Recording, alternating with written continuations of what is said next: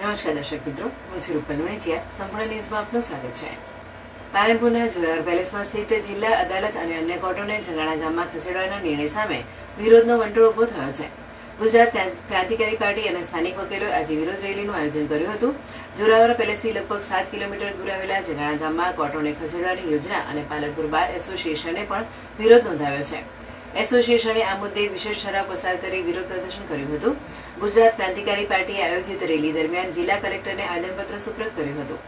આવેદનપત્રમાં કોર્ટોને જોરાવર પેલેસમાં યથાવત રાખવાની માંગણી કરવામાં આવી છે. વર્તમાન સ્થિતિએ જોરાવર પેલેસમાં કોર્ટો ઉપરાંત 256 સરકારી કચેરીઓ એક જ પરિસરમાં કાર્યરત છે. આ વ્યવસ્થાથી અરજદારોને તમામ કામગીરી એક જ સ્થળેથી પૂર્ણ કરવાની સુવિધા મળે છે.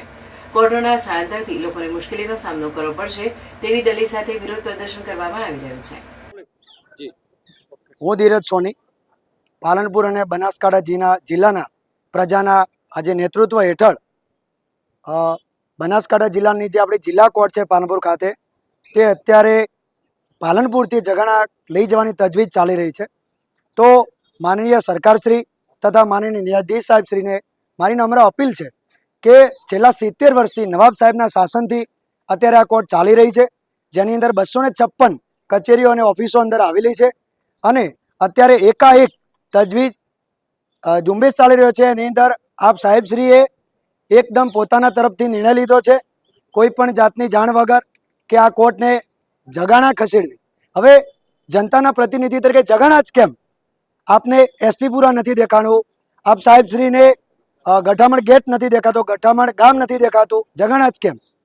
હવે પાલનપુરની અંદર એ રીતનું છે કે પાલનપુર બસ પોર્ટથી કોઈ પણ માણસ દૂરથી ગામડામાંથી આવે તો ચાલતો બસ પોર્ટથી આવી શકે છે. અને પાલનપુરની અંદર 10 રૂપિયાની અંદર આ ખૂણેથી આ ખૂણે કોઈ પણ માણસ આવી શકે છે. પરંતુ જગાણા પાલનપુરથી 7 થી 8 કિલોમીટર દૂર વિરાન વિસ્તારની અંદર, જ્યાં જળનો કોઈ ઉપદ્રવ નથી, ત્યાં આગળ જમવાની કોઈ વ્યવસ્થા નથી, એવા વિરાન વિસ્તારની અંદર પબ્લિકને, ગરીબ પબ્લિકને ત્યાં આગળ જઈ અને 150 થી 300 રૂપિયાનું ભાથું, એટલે કે 150 થી 300 રૂપિયાનું એમને અલગથી એમને ભારણ પડવાનું છે.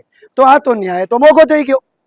આપણે તો ન્યાય સસ્તાની વાત ચાલે છે, ઘર ઘર ન્યાય હોવો જોઈએ. તો માનનીય વડાપ્રધાન નરેન્દ્ર મોદી સાહેબે જ્યારે ખાતમુહૂર્ત અહીંયા સીએમ હતા, ત્યારે એમણે એમના પોતાના ભાષણમાં કીધું હતું કે ઘર ઘર ન્યાય હોવો જોઈએ અને સસ્તો ન્યાય હોવો. ત્યારે આ ન્યાય તો મોંઘો થતો જાય.